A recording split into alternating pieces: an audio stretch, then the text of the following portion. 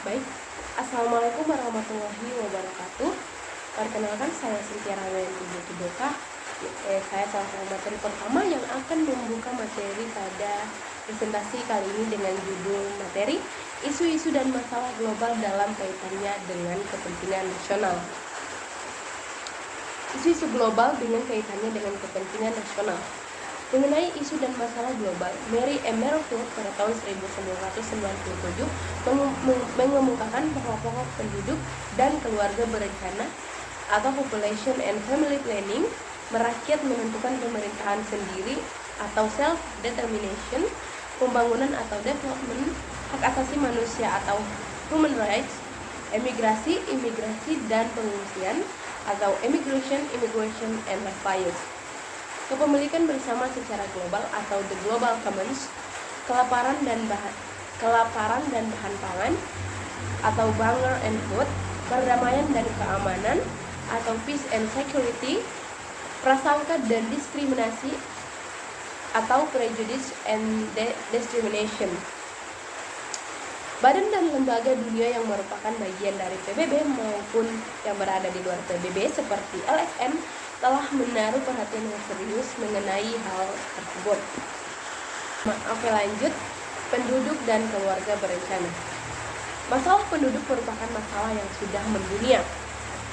Persoalan ketidakseimbangan antara pertumbuhan dan jumlah penduduk dengan ketersediaan bahan pangan, lapangan kerja serta pemukiman yang merupakan masalah kesejahteraan. Bukan hanya masalah yang menimpa Indonesia, melainkan masalah yang dialami juga oleh negara-negara di dunia. Salah satu upaya untuk mengatasi masalah penduduk yaitu dengan melakukan program keluarga berencana atau KB, dengan mengatur jumlah anggota keluarga demi kesejahteraan masing-masing keluarga. Yang kedua, pembangunan. Pembangunan menurut Barthelmess pada tahun 1986 merupakan proses yang berupaya memperbaiki kondisi hidup masyarakat, baik kondisi material maupun non-material, termasuk kebutuhan fisikal. Telah sedang akan dilakukan oleh semua bangsa di dunia ini.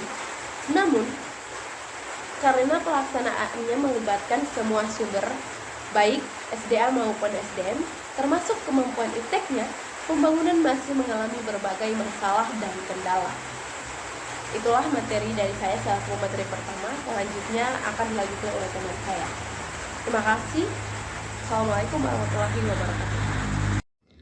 Assalamualaikum warahmatullahi wabarakatuh. Perkenalkan, nama saya Nadia Islamia Abjul. Saya dari kelompok 4. Saya akan melanjutkan materi dari teman-teman saya. C. Hak asasi manusia. Kita semua meyakini firman Allah dalam Al-Quran, surah Al-Hujurat ayat 13, yang artinya, "Hai manusia, sesungguhnya kami menciptakan kamu dari seorang laki-laki dan seorang perempuan, dan menjadikan kamu berbangsa-bangsa dan bersuku-suku, supaya kamu saling kenal mengenal. Sesungguhnya, orang yang paling mulia di antara kamu di sisi Allah ialah orang yang paling bertakwa di antara kamu. Sesungguhnya, Allah Maha mengetahui dan mengenal." Dalam kehidupan di masyarakat, hak asasi manusia mendapat perlakuan yang berbeda-beda oleh pihak-pihak tertentu, sehingga terjadi suatu pelanggaran HAM, diskriminasi, rasial, etnis, agama, dan lainnya. Merupakan contoh pelanggaran HAM. HAM ini tidak hanya merupakan masalah lokal dan regional di kawasan tertentu, namun juga merupakan masalah global. D. Migrasi. Perpindahan penduduk baik dalam imigrasi maupun pengungsian terjadi di mana-mana di dunia ini. Faktornya bermacam-macam, mulai dari faktor ekonomi, bencana alam, wabah, politik, sampai keamanan. Bagi pelakunya mungkin merupakan jalan keluar dari masalah yang dialaminya, namun bagi kawasan yang didatangi mungkin akan menjadikan suatu masalah karena menyangkut tempat penampungan, lapangan kerja, bahan kebutuhan, dan lain-lainnya. E. Lingkungan dan sumber daya. Berdasarkan Undang-Undang Republik Indonesia Nomor 4 Tahun 1982 menyatakan bahwa pengertian lingkungan hidup adalah kesatuan ruang dengan semua benda, daya keadaan, makhluk hidup, termasuk di dalamnya manusia dan perilakunya, yang memengaruhi kelangsungan kehidupan dan kesejahteraan manusia, serta makhluk hidup lainnya. Pengaruh tersebut dapat berdampak positif dalam arti makin menjadi kelangsungan hidup dan kesejahteraan, serta dapat pula berdampak negatif dengan pengertian mengganggu bahkan mengancam kesejahteraan manusia. Kondisi lingkungan yang negatif ini merupakan suatu masalah global. Masalah lingkungan seperti pencemaran udara, tanah, air, suara atau kebisingan, sinar yang menyilaukan, banjir, kekeringan, tanah longsor, hama, dan sebangsanya yang mengganggu bahkan mengancam kehidupan manusia. Tidak hanya terjadi secara lokal atau regional, namun sudah menjadi masalah global. Masalah lingkungan telah menjadi perhatian dan kepedulian dunia, baik PBB maupun LSM. Baiklah, sekian penjelasan saya. Wassalamualaikum warahmatullahi wabarakatuh. Baik, saya akan melanjutkan materi yang disampaikan oleh teman saya tadi. Nah, materi selanjutnya yakni mengenai kategori negara. Nah, di sini negara-negara yang dikategorikan ke dalam negara yang terbelakang itu adalah negara yang kemampuan sumber daya manusianya itu masih sangat rendah dalam menguasai dan memanfaatkan iptek untuk menggali sumber daya alam serta lingkungan bagi kemakmurannya.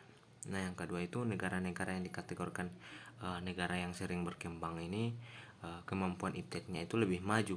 Kelompok negara ini telah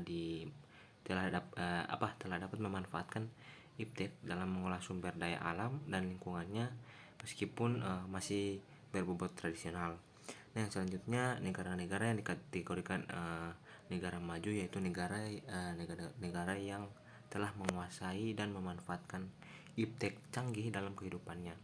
Tingkat pendidikan masyarakat, ekonomi, dan pendapatannya itu sudah rata-rata tinggi. Nah, selanjutnya manusia selaku individu, keluarga, masyarakat, dan bangsa selalu memiliki keterbatasan. Meskipun termasuk ke dalam kelompok serba ada atau kaya, oleh karena itu kerjasama dan saling ketergantungan menjadi tuntutan yang wajar dalam kehidupan bermasyarakat, terutama dalam kehidupan global. Namun demikian, jati diri dan kemandirian menjadi landasan yang harus melekat pada tiap diri manusia, baik sebagai individu, keluarga, dan masyarakat, maupun sebagai bangsa serta warga negara. Nah, sekian materi ini saya sampaikan. Apabila ada kesalahan kata ataupun bacaan oleh teman-teman saya, baik saya sendiri, saya mohon maaf. Sekian video tugas ini kami buat. Wabillahi taufiq wal hidayah. Wassalamualaikum warahmatullahi wabarakatuh.